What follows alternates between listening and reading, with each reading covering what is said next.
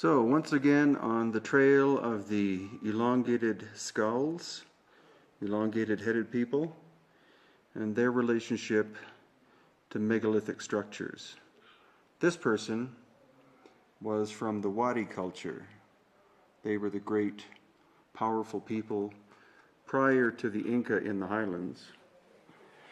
And as we have seen in the past, those of you who've seen my videos, where you find a great culture whose name we know, such as the Inca or the Wadi in this case, we also find these people as well, or this phenomenon, which is called cranial deformation.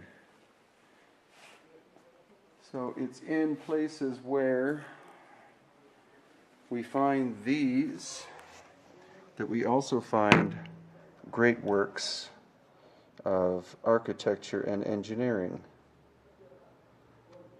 These, of course, or I shouldn't say of course, but these have not been carbon dated, and so we don't know how old they are, but they probably are older than the Wadi culture.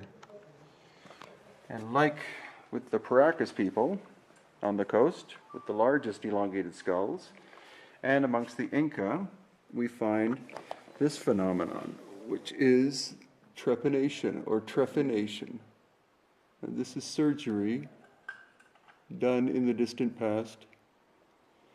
And in a high percentage of the cases, the individual survived the operation. Some estimates are at least 60%.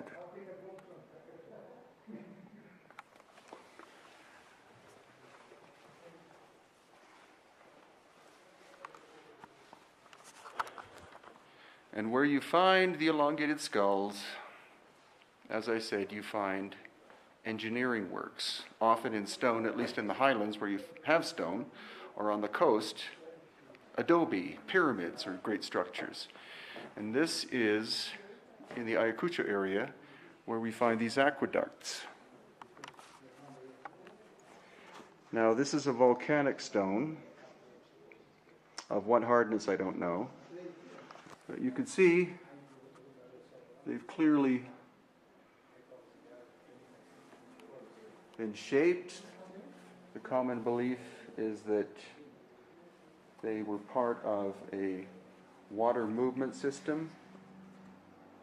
And we'll see other examples when we go outside the museum. And then this central character.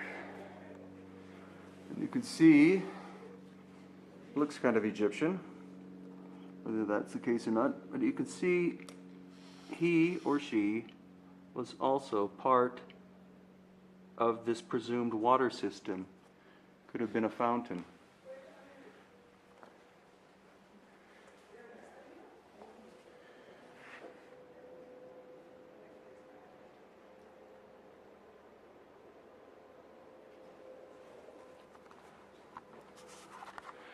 The road that leads from Paracas on the coast to Cusco in the highlands goes through where I am right now.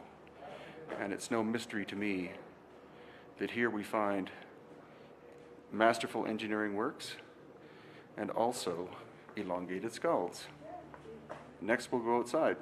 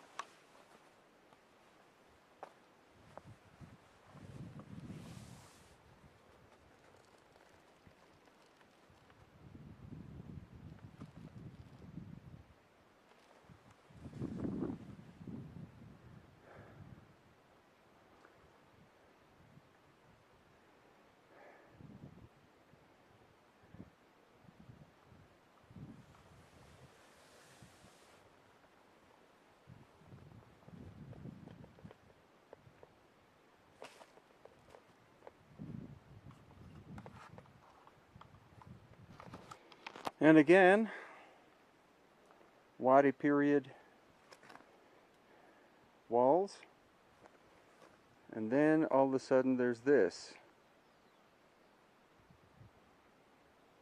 They call it the cave, which makes sense. But who in God's name made this?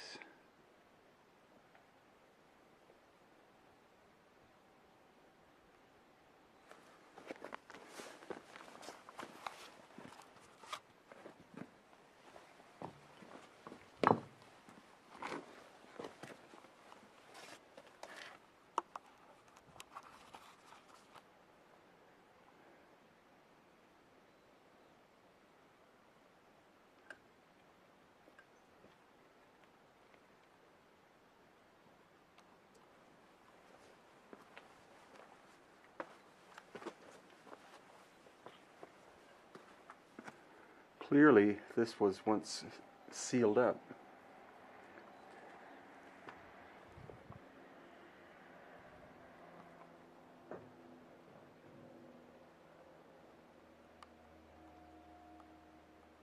With these holes, a really simple guess would be that this was for collecting water, because there seems to be a chamber underneath it.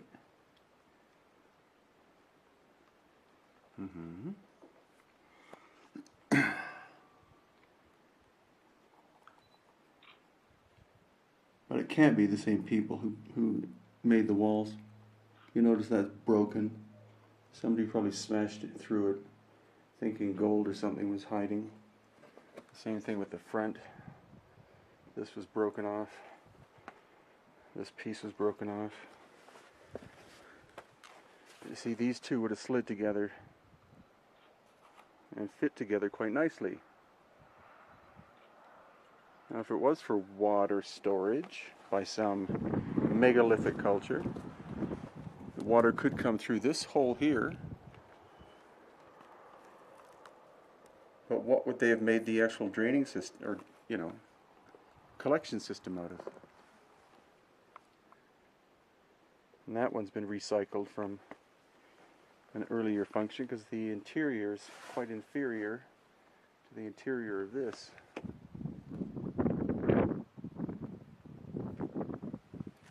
And another one in behind here that's got very nice fitting stones, interlock.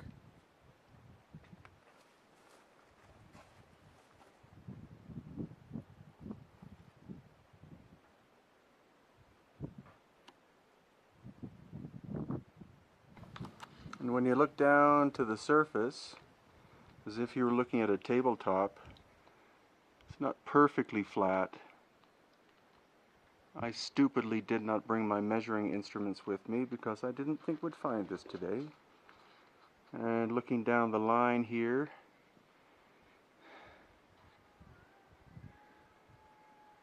looks quite straight, as with this one.